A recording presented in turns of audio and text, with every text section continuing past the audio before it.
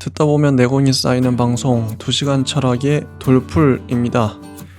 이번 시간에도 남경태 선생님의 종횡무진 동양사를 같이 공부해 보도록 하겠습니다. 221쪽이고요. 6장 궁극주의로 치닫는 일본입니다. 1번 무한내전의 출발이란 제목이고요. 소제목은 모방의 한계입니다. 네, 읽어보도록 하겠습니다. 645년에 다이카 개신을 통해 일본은 비로소 고대 국가의 기틀을 갖추고 당대의 동북아시아 여러 민족과 어깨를 나란히 하게 되었다. 중국 문화권의 한반도보다 800년이나 늦게 신석기 시대를 졸업한 일본 민족으로서는 비약적인 발전이라 하겠다. 그런 성과를 이룬 데는 섬나라라서 외적의 침입이 없었다는 지리적 여건과 아울러 일본 민족 특유의 뛰어난 모방 솜씨가 큰 역할을 했다. 당시 중국의 당 제국은 동북아시아의 패자일 뿐 아니라 세계적으로도 선진국이었으므로 일본이 모방의 모델로 삼은 것은 당연했다. 무역과 거래에서 수익을 올리려면 가급적 중간의 유통 과정이 적은 편이 좋다. 신라가 삼국을 통일한 뒤부터 일본은 한반도를 거치지 않고 당의 문물과 제도를 직수입하기 시작했다. 당의 제도를 모방해 율령을 만들고 당의 수도인 장안을 모방해 나라의 새 수도인 헤이조를 건설했다. 또한 귀족들은 당의 문화라면 무조건 수입하고 모방했다. 가장 중국적인 것일수록 가장 크게 환영받았다. 천하의 중심, 대당국의 이미지는 일본인의 뇌리에서 떠나지 않았다. 그러나 현존하는 제도와 문물을 모방할 수는 있어도 역사와 전통까지 모방하는 데는 한계가 있다. 일본의 한계는 바로 그것이었다.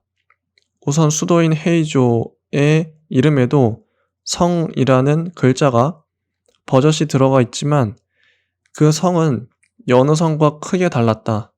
헤이조에는 건물들만 옹기종기 모여 있을 뿐 한 나라의 수도라면 당연히 있어야 할 성벽이 없었다. 성벽이란 외적의 침입을 막아 수도를 보위하는 한편 성 안에 사는 주민들의 생활 근거지와 바깥의 일반 농촌 사회를 구분해주는 역할을 한다. 그런데 일본에는 중국이나 한반도와 달리 이민족이 없어 침입할 만한 외적이 없었고 수도라고 해야 정치 행정만을 위한 장소일 뿐 시민 생활이 없었기 때문에 성벽이 애초에 필요 없었던 것이다. 그러므로 헤이조의 성은 순전히 중국의 문물을 그대로 모방하겠다는 의지의 산물이었다. 그보다 더 큰 모방의 한계는 율령이었다. 사장에서 보았듯이 당의 율령은 하늘에서 뚝 떨어진 게 아니라 한 제국과 남북조 시대의 무수한 시행착오를 거치면서 싹이 트고 잎이 자란 결실을 당 태종이 거둔 것이었다. 이런 역사적 배경을 가진 율령은 기본적으로 전제군주제와 관료제를 조화시키기 위한 제도였다. 하지만 일본에는 천황이라는 전제군주는 있어도 관료제는 없었다. 관료제를 발달시키려면 행정실무자인 관료를 발탁하는 제도가 필수적이다. 그것이 과거제이지만 이런 제도가 없다면 최소한 중국의 고대처럼 외척이나 황관 같은 관료의 역할을 맡아줄 세력이 반드시 필요하다. 일본에는 그런 세력이 부재했다. 게다가 다이카 개신은 당제국처럼 전대의 왕조를 실력으로 타도하고 들어선 게 아니라 예전의 지배 세력이 쿠데타로 명패만 바뀌었을 뿐 그대로 유지되면서 국가체제를 바꾼 것이었다. 그러므로 새로운 관리 임용제 같은 것은 필요 없었다. 그래서 일본의 율령제는 필수 요소인 과거제가 없는 기형적 제도에 불과했다. 굳이 의미를 찾자면 율령제는 일본의 중앙 집권화에 제법 기여했지만 당시 일본의 체제상 그것이 꼭 율령제일 필요는 없었다. 결국 그런 모방의 한계는 이후 일본의 역사를 동북아시아의 다른 지역과 상당히 다른 방향으로 이끌어가게 된다. 다음 소제목은 224쪽 귀족이 주도한 율령제입니다. 다이카 개신으로 탄생한 율령체제의 경제적 토대는 모든 토지가 국가, 즉 천황의 것이라는 공지제였다. 그러나 처음에는 기세 좋게 시작했어도 세월이 어느 정도 흐르면 모든 토지에는 사실상의 소유자가 생겨나게 된다. 공지제가 무너지면서 이 사실상의 토지 소유자인 묘슈가 늘어나자 형식상의 토지 소유자인 국가에서도 이를 인정할 수밖에 없었다. 이쯤 되면 차라리 토지 소유를 현실로 인정하고 조세를 부과하는 편이 낫다. 그래서 국가는 점차 묘슈를 과세 대상으로 삼기 시작했는데 이는 사실상 율령제의 경제적 기초를 부인하는 것이나 다름없었다. 율령체제를 확립한 주체는 다이카 개신에서 공을 세워 일약 스타가 된 후지와라 가문이었다. 천황은 다이카 쿠데타의 1등 공신 가문인 나카토미 시족에게 후지와라라는 새 성을 하사했다. 귀족 계급이 관료제를 핵심으로 하는 율령체제의 주역이라니 고양이에게 생선을 맡긴 격이지만 이는 앞서 말한 기형적 모방의 결과물이었다. 당시 일본의 정치는 귀족 지배 체제였다. 천황은 물론 절대적 권위를 지닌 존재였지만 현실 정치에 관한 권력을 가졌다기보다는 상징적 권력자에 가까웠다. 그래서 천황은 실력 가문과 결탁하지 않으면 허수아비와 같은 존재였다. 실은 천황의 등극에도 귀족들의 입김이 거셌다. 최고 실력자인 후지와라 가문은 천황을 등에 업고 자기들끼리 치열한 다툼을 벌였다. 장원제의 발달은 경제적 측면에만 관련이 있는 게 아니었다. 다이카 개신 이후 일본의 토지 제도는 반전제였다. 이것은 농민들 개개인에게 구분전이라는 토지를 할당하는 제도였다. 국가 재정을 충당하고 귀족들의 사치스러운 삶을 유지하기 위해 필요한 제도였다. 무엇보다 조용조의 세금이 지나치게 무거웠다. 세금의 비율은 얼추 수확량의 2할 가량 되었는데 당시의 농업 생산력에 비춰볼 때 구분전을 경작해 이 세금을 내면서 멀쩡히 살아갈 수 있는 농민은 거의 없었다. 조용조 가운데 특히 가혹한 것은 용, 즉 요역이었고 그 중에서도 가장 심한 것은 병역의 폐해였다. 요역에 견디다 못한 농민들은 여기저기서 구분전을 벌이고 도망쳤는데 이것은 말하자면 실정법을 위반하는 셈이었다. 구분전을 경작하는 일은 농민의 권리라기보다 의무였기 때문이다. 마침내 780년에는 징병제도 자체를 포기할 수밖에 없었다. 병역 의무제가 사라지면 귀족의 사병이 활성화되는 것은 정한 이치다. 반전제가 무너지고 장원이 발달한다. 징병제가 무너지고 사병 조직이 늘어난다. 그렇잖아도 활발한 반란과 내전으로 호전성을 키워온 중앙 귀족과 지방 호족이 이런 호족권을 놓칠 리 없다.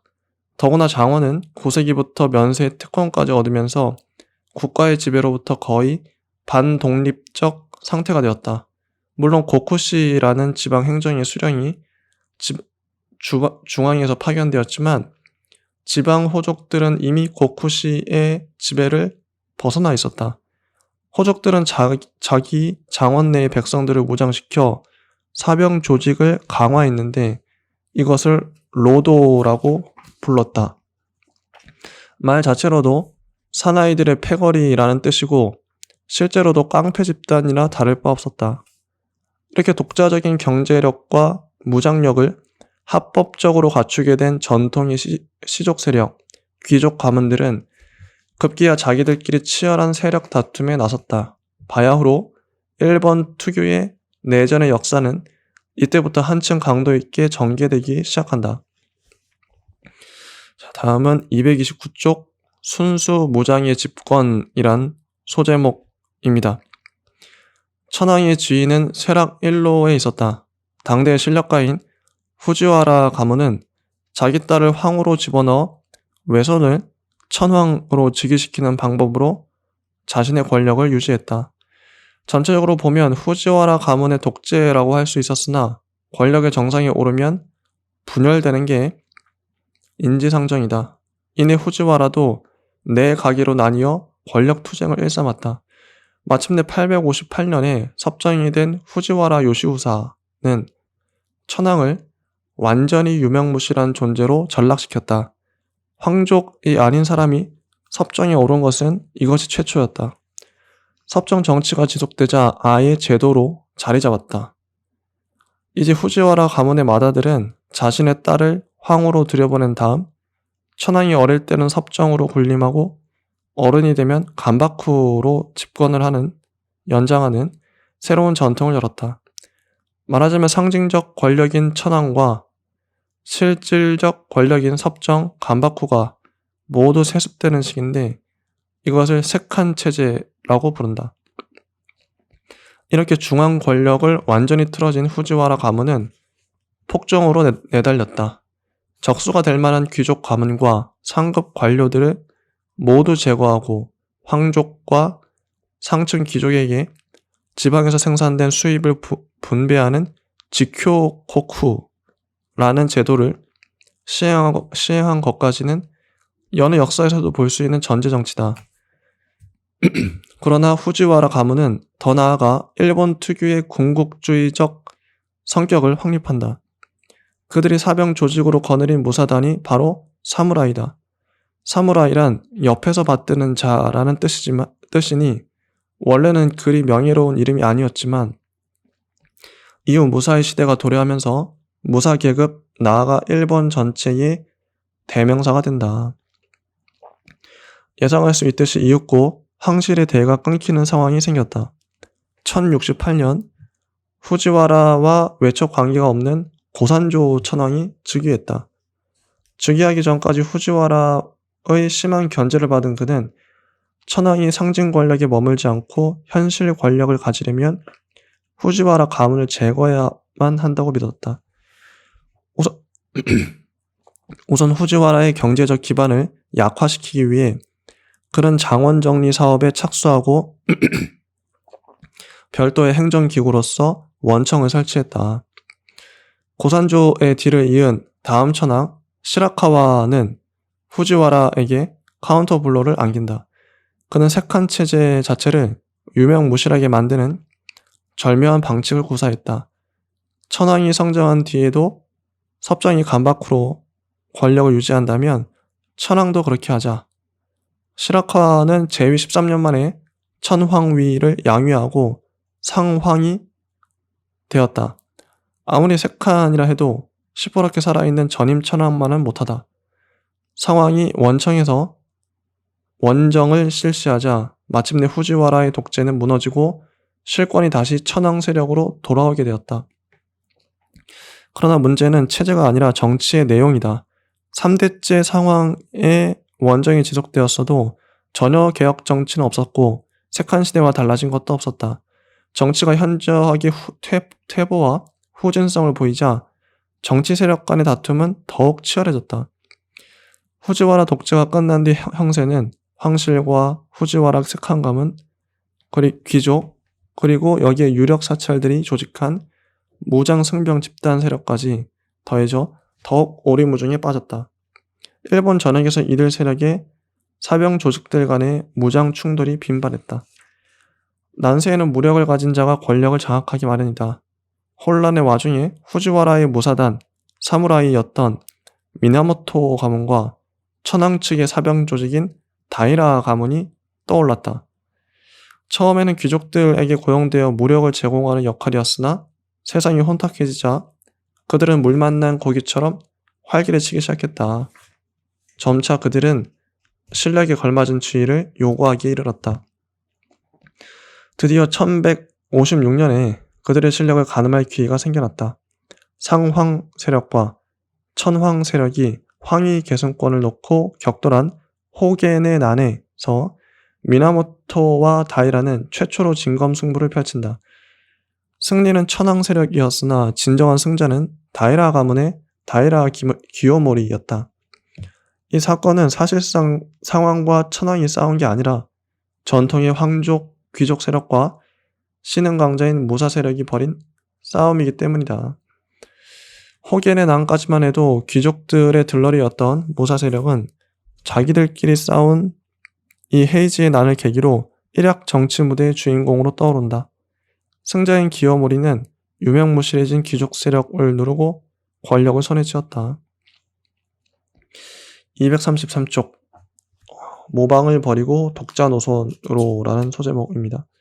당의 율령제가 붕괴하는 시기와 일본의 율령제가 붕괴하는 시기는 정확히 일치한다. 일본은 율령제의 성립만이 아니라 붕괴까지도 모방한 셈이다. 아니면 율령제의 한계가 그랬거나.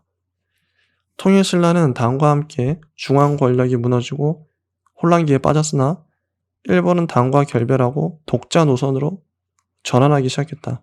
9세기 말에 당의 붕괴가 확실시되자 일본은 더 이상 중국에게서 배울 게 없다고 판단했다. 그때까지 10여 차례나 파견한 견당사, 당에 보내는 공식 사절단도 보내지 않았으며 이 시기에는 무역량도 눈에 띄게 줄어들고 중국에 유학하는 학생도 없었다.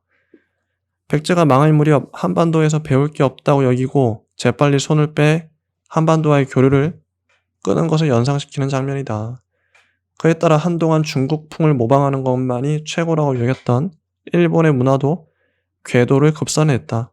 종전의 풍조를 당풍, 새로운 풍조를 국풍이라 부른다. 국풍은 야마토풍이라고도 한다. 일본 고유의 문화가 모습을 갖추기 시작하는 것은 이때부터다. 불교가 도입된 초창기인 쇼토쿠테자 시절의 불교는 국가의 지원을 받는 호국불교였어도 종교의 성격이 명확했다. 그러나 다이카 계신 이후 귀족 지배기를 거치면서 불교는 종교라기보다는 귀족들의 개인적 질병이나 재앙을 막아주는 주술적 용도를 가지게 되었다. 그에 따라 주술과 기도를 특징으로 하는 진언종이 널리 퍼졌고 천태종이 밀교처럼 변질되었다. 훗날 일본의 불교가 무속이나 민간신앙 혹은 일본 고유의 신사신앙과 뿌리 깊은 연관을 가지게 되는 것은 바로 이 시기의 기원을 두고 있다. 한자를 간소화해 일본어를 표기하는 표음 문자로 처음 사용한 것은 5세기 무렵부터였다. 이 시기의 노래책인 마뇨슈에 나오는 마뇨가나는 훗날 가나 문자의 모태가 된다. 국풍이 등장한 9세기 중반에는 수백 년 동안 조금씩 발전되어 오던 가나가 총정리되어 정식으로 일본어를 표기하는 문자로 사용되기 시작했다. 가나는 처음부터 일정한 체계를 가지고 있었던 것은 아니고 한동안 여러 가지 표기 방식이 사용되다가 점차 하나의 발음에 하나의 문자가 대응하게 되었다. 하지만 가나 문자는 여전히 중국풍에 젖어 있던 귀족들에게 환영받지 못했다. 물론 공문서를 작성할 때도 사용되지 못했다. 그러나 한자를 배우지 못한 하층민이나 여인네들이 애용하면서 가나는 점차 일본인들의 생활 속에 자리 잡았다. 특히 가나 문자를 사용한 새로운 문학 장르인 모노가타리는 일본 전통 문학의 시초가 되었다. 9세기부터 일본 역사에서 국제 관계의 맥락이 거의 사라지는 것은 결코 우연이 아니다. 이때부터 일본은 중국과 비공식적으로 무역을 했고 왜고로서만 동양의 역사 무대에 등장했을 뿐 일본이라는 나라 자체는 무대 뒤에서 독자적 역사를 전개하게 된다. 13세기에 몽골의 침략을 두 차례 받은 게 대외 관계의 전부다. 여기까지 읽어보았고요. 다음 시간에 또 다음 챕터를 보도록 하겠습니다. 감사합니다.